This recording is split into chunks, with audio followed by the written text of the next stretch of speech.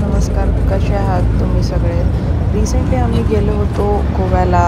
तर गोव्याला जाण्याचं कारण म्हणजे आमची ॲनिव्हर्सरी होती, 4th ॲनिव्हर्सरी. आणि आम्ही फर्स्ट टाईम गेलेलो आमच्या मुलाला न नेता. सो हे आमचं एक कॉटेज असं होतं. खूप निसर्गरम्य असं वातावरण होतं. हे आम्ही बुक केलेलं Airbnbमधनं. आणि आजूबाजूचा परिसर जसं तुम्ही पाहताय खूप सुंदर होता. आणि इथे असे 3 ते 4 छोटे छोटे हट टाईप होते.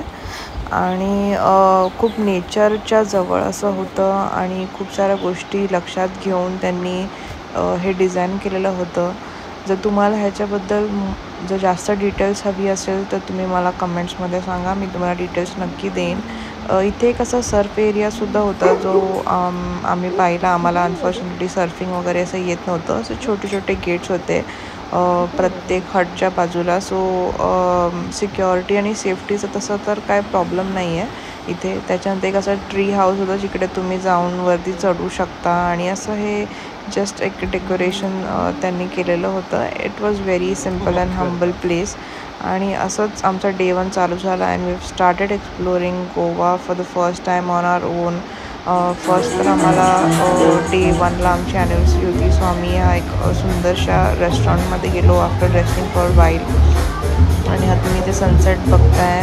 आणि थोडंसं ग्रीक काइंड ऑफ ह्याचं पूर्ण डेकॉर होतं किंवा ॲटमॉस्फिअर तुम्ही म्हणू शकता इथे. आणि फोटोज आम्ही खूप सुंदर सुंदर फोटो काढले. आणि ऑफकोर्स सनसेटचा टाईम झाला तर खूप छान ॲम्बियन्स होता. Very nice music, very nice crowd. आणि खूप खूप सुंदर असा हा देखावा होता.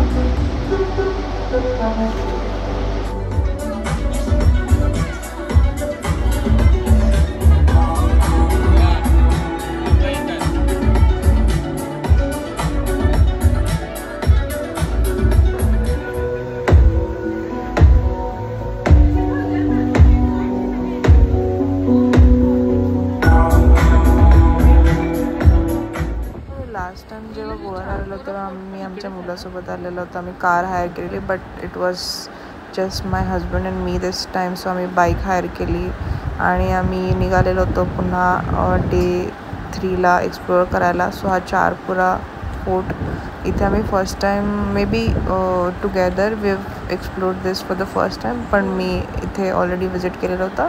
आणि इथे दिल चाहता है मूवीची शूटिंग झालेली तेव्हापासून हा फोर्ट जरा फेमस होता. इथे आम्ही बघू शकता की आम्ही इथे उतरताना हा पूर्ण समुद्राचा व्ह्यू दिसतो. खूप प्रसन्न असं आहे इथे. आणि जाताना तुम्हाला असे छोटे छोटे स्टॉल्स दिसतील जिकडे तुम्ही थोडंसं रिफ्रेशमेंट हवी असेल तर घेऊ शकता. आणि आम्ही पुन्हा अशा पद्धतीने निघालेलो होतो बाईकवरती.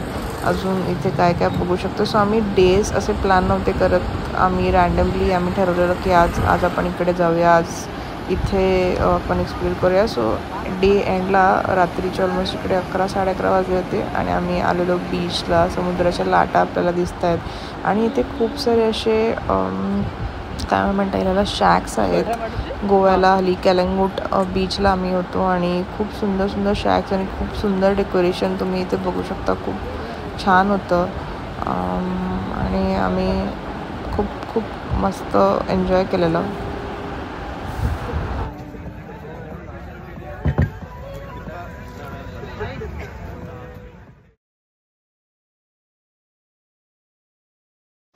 सो नेक्स्ट डेला आम्ही मॉर्निंग ब्रेकफास्ट केलं. हे रॉस ऑमलेट आणि पाव विच वॉज व्हेरी यमी. आणि हे इकडचं लोकल क्युझिन आहे. सो जर तुम्ही गोव्याला याल तर तुम्ही इथे नक्की ट्राय करा. आणि आम्ही आलो होतो अंजुना बीचला. अंजुना बीच पण खूप सुंदर बीच आहे, क्लीन बीच आहे. तुम्ही जर एक नवीन बीचवरती जाण्यासाठी उत्सुक असाल तर अंजुना बीचला नक्कीच जा. तिथनं आम्ही नंतर गेलेलो होतो 8 जूनला. इकडे खूप सारे paintings available. This is all for sale and they have amazing burgers and it's a kind of a restaurant cum cafe. आणि तिथे केक्स अँड पेस्ट्री, बेगल्स हे खूप सुंदर मिळतो. नेक्स्ट डेला आम्ही गेलेलो होतो इवाज बीच हाऊसला to see the sunset because this place is really famous आणि इथे खूप इथे कॉन्टिनेंटल जास्त मिळतं. इट्स अ कॅफे आणि इथे कॅफेच्या बाजूलाच इवाज बीच हाऊससुद्धा आहे. हे बाजूबाजूला आहे, but cafe is a very small place आणि very crowded. As you can see आम्ही ऑलमोस्ट 30-40 मिनिट्स थांबलो आणि त्यांचा वेटिंग एरिया बीच हाऊसमध्ये होता आणि त्यांनी खूप छान सुंदर डेकोरेशन केलेलं. सो यू कॅन सी की everybody is clicking the pictures and taking videos and stuff.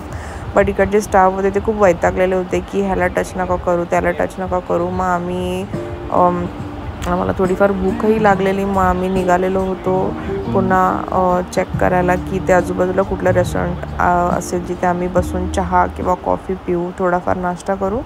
So आम्हाला अशी एक प्लेस मिळाली. सो गोव्याला तसं तुम्हाला ऑप्शन्स खूप सारे आहेत की हे नाही तर ते रेस्टॉरंट तुम्ही जाऊ शकता. नंतर आम्ही गेलेलो होतो हे एक नाईट मार्केट होतं, सॅटर्डे नाईट मार्केट होतं जिथे लाईव्ह म्युझिक होतं आणि खूप सारे स्टॉल्स होते. गोव्यातल्या वेगवेगळ्या गोष्टी तुम्हाला इकडे अवेलेबल होत्या टू परचेस. खेळणी लहान मुलांना, डेकोरेटिव्ह आयटम्स किंवा इकडच्या दुसऱ्या लोकल वस्तूही इथे विकल्या जात होत्या.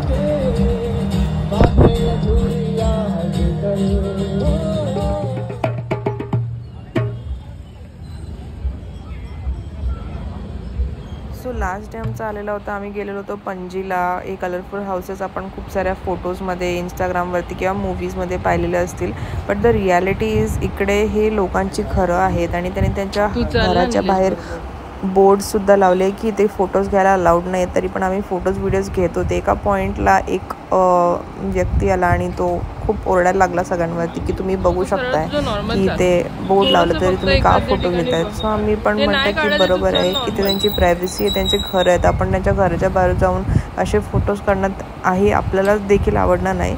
सो आम्ही एक क्विकली लंच केला आणि आमची तेजस एक्सप्रेस होती ती पकडून आम्ही पुन्हा ठाण्याला आलो. थँक्यू.